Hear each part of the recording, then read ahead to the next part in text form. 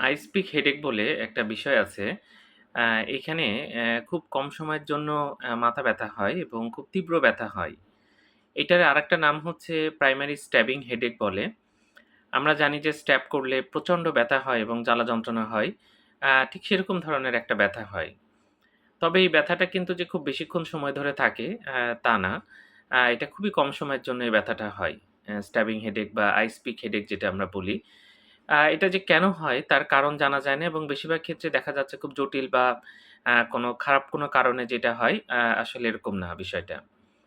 তো যাই হোক এরকম হলে মানুষ কষ্ট পায়। কিছু সময়ের জন্য হলেও প্রচণ্ড ব্যথা হয় এবং এটার কিন্তু ভালো চিকিৎসাও আছে। আপনি ভালো একজন ডাক্তার দেখাবেন।